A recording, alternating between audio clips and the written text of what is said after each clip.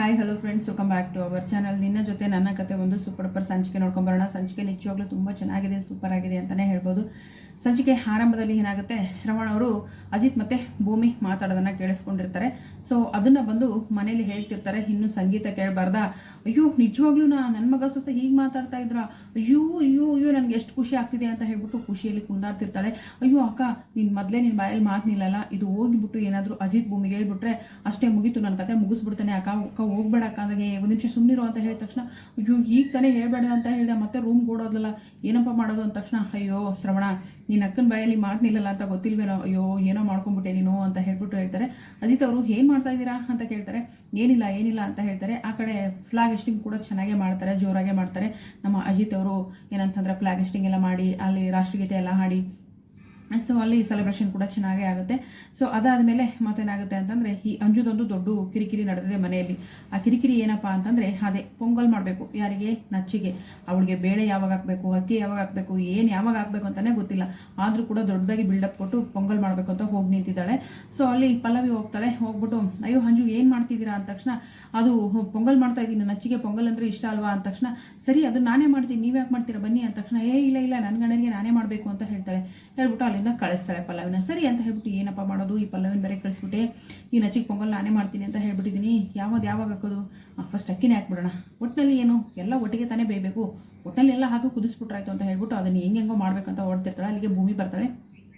ಭೂಮಿ ಬಂದು, ಅಂಜು ಏನು ಮಾಡ್ತಿದ್ಯಾ ಅಂದಾಗ, ಅದು ಅಕ್ಕ ಏನು ಗೊತ್ತಾ, ನಚ್ಚಿಗೆ ನಾನು ಮೊನ್ನೆ ಪೊಂಗಲ್ ಮಾಡಿದ್ದೆ, ಅದು ತುಂಬ ಇಷ್ಟ ಆಯ್ತಂತೆ, ಈಗ ಒಂದು ಡಿಫ್ರೆಂಟಾಗಿ ಪೊಂಗಲ್ ಮಾಡೋಣ ಅಂತ ಟ್ರೈ ಮಾಡ್ತಿದ್ದೀನಿ ಅಂದಾಗ, ಅಯ್ಯೋ ನನಗೆ ಪೊಂಗಲ್ ತುಂಬ ಚೆನ್ನಾಗಿ ಮಾಡೋಕ್ಕೆ ಬರುತ್ತೆ, ಅದನ್ನು ನಾನು ನಿನಗೆ ಹೇಳ್ಕೊಡ್ತೀನಿ ಅಂತಂದಾಗ, ಸರಿ ಭೂಮಿ ಅಕ್ಕ ಅಂತ ಹೇಳ್ತಾರೆ. ಅಲ್ಲಿಗೆ ನಮ್ಮ ಇವರು ಸಂಗೀತ ಮಾಡಿದವರು, ಭೂಮಿ ಬಾಯಿಲಿ ಅಂತ ಹೇಳ್ಬಿಟ್ಟು ಆಕಾಶ ಭೂಮಿ ಕೆಳಗೆ ಮಾಡಂಗೆ ಒಂದೇ ಸಮ ಕೂಗಿ ಕರ್ತಾರೆ. ಅಯ್ಯೋ ಅಕ್ಕ ಹೇಳ್ಬಿಡಕ್ಕ ಅಂತ ಬಡ್ಕೊತಿರ್ತಾರೆ. ಯಾರು, ನಮ್ಮ ಶ್ರವಣವರು. ಆದರೂ ಕೇಳೋದಿಲ್ಲ. ಸೊ ಹೊಡಿ ಹೋಗ್ತಾರೆ. ಹೋದ ತಕ್ಷಣ ಏನಾಗುತ್ತೆ, ಅತ್ತೆ ಏನಾಯಿತು ಅಂದ ತಕ್ಷಣ, ನೋಡು ಲಡ್ಡು ಹೇಗಿದೆ ಅಂತ ತೋರಿಸಿದ ತಕ್ಷಣ, ಅತ್ತೆ ಏನಿದು ಅಂದ ತಕ್ಷಣ, ನನ್ನ ಮಗ ಕಣೆ ಅಜಿತ ಚಿಕ್ಕ ವಯಸ್ಸಿದ್ದಾಗ ಹೇಗೆ ಲಡ್ಡು ಥರ ಇದ್ದ ನೋಡು ಅಂತ ಹೇಳಿ ಫೋಟೋನ ತೋರಿಸ್ತಾರೆ. ಸೊ ಆ ಫೋಟೋ ಚೆನ್ನಾಗಿದೆ ಅಲ್ವಾ ನನ್ನ ಮಗ ಅಂದಾಗ, ಹೌದು ಅತ್ತೆ, ಇದು ನನಗೆ ಕೊಡ್ತಿದ್ದೀರಾ, ನನಗೆ ಕೇಳ್ತಿದ್ದೀರಾ ಅಂದ ತಕ್ಷಣ, ಏನು ಗೊತ್ತಾ, ಅದು ಭೂಮಿ, ನೀನು ಆ ಓಸತ್ತೆ ಅದೇನೋಪ್ಪ ಪ್ರೆಗ್ನೆಂಟ್ ಆಗಿದೆಯಾ ಅಂತ ತಿಳ್ಕೊಂಡು ಏನೇನೋ ಆಗ್ಬಿಡ್ತಲ್ಲ, ಆಗ ನಿಮ್ಗೊಂದು 4-5 ಚಿಕ್ಕ ಫೋಟೋ ಕೊಟ್ಟಿದ್ದೀನಿ, ಈಗೂ ಕೂಡ ಒಂದು 4 ಫೋಟೋ ಕೊಡ್ತಿದ್ದೀನಿ, ಇಟ್ಕೋ ಇರಲಿ ನಿನ್ನ ಹತ್ರ ಅಂತ ಹೇಳಿದಾಗ, ಅದು ಅಲ್ಲ ಅತ್ತೆ ಈಗ, ಅಯ್ಯೋ ಅಕ್ಕ ಅದು ಇದು ಅಂತ ಮನೇಲಿ ಫುಲ್ಲು ಗಡಬಡ ಮಾಡ್ತಾ ಇರ್ತಾರೆ. ಅಲ್ಲಿಗೆ ನಮ್ಮ ಅಜಿತ್ ಕೂಡ ಬರ್ತಾರೆ.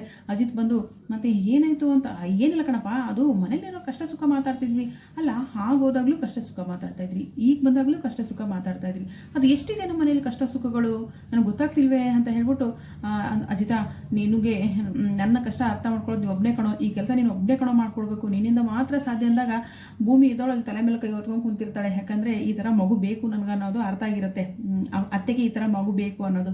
ಸೊ ಚಿನ್ನ, ನೀನೇ ತಲೆ ಮೇಲೆ ಕೈ ಹೊತ್ಕೊಂಡು ಕೂತಿದ್ಯಾ, ಬಾಯಿ ಕಡೆ ಅಂತ ಹೇಳ್ತಾರೆ.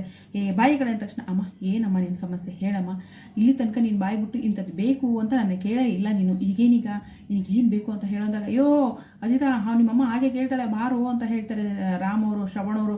ಆದರೂ ಸುಮ್ಮಿರಿ ಅಮ್ಮ, ನೀನು ಹೇಳಮ್ಮ, ನಿನಗೇನು ಬೇಕು ಅಂತ ಹೇಳಮ್ಮ ಅಂದ ತಕ್ಷಣ, ಅದು ಅಜಿತ ಅಂದ ತಕ್ಷಣ, ಅಮ್ಮ ನೀನೇನು ಹೆದರ್ಕೋಬೇಡಮ್ಮ ಅಂತ ಹೇಳ್ತಾರೆ. ನಿಮ್ಮಮ್ಮ ಎದುರ್ಕೋತಾರನ ಕಾಣ್ತಿದ್ದಾಳೇನೋ, ಎದುರ್ಕೊಳ್ಳಂಗೆ ಕಾಣ್ತಿದ್ದಾಳೇನೋ ನಿನಗೆ ಅಂತ ಎಲ್ಲರೂ ಮತ್ತೆ ಚುಡಾಯಿಸೋಕ್ಕೆ ಶುರು ಮಾಡ್ತಾರೆ.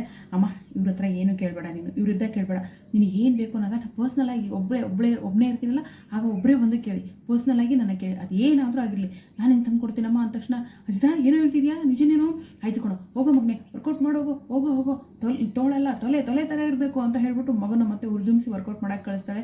ಮತ್ತು ಸಂಗೀತ ಏನು ಮಾಡ್ತಿದೆಯಾ ನೀನು ಅಂತ ಹೇಳ್ತಾರೆ. ಅಜಿತ್ ಮತ್ತೆ ವಾಪಸ್ ಬರ್ತಾನೆ.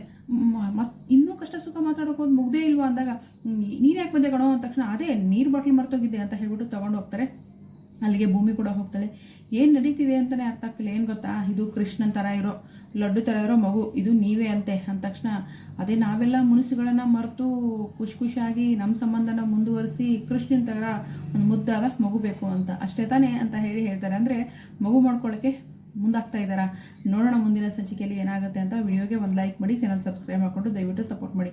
Thank you so much. Bye.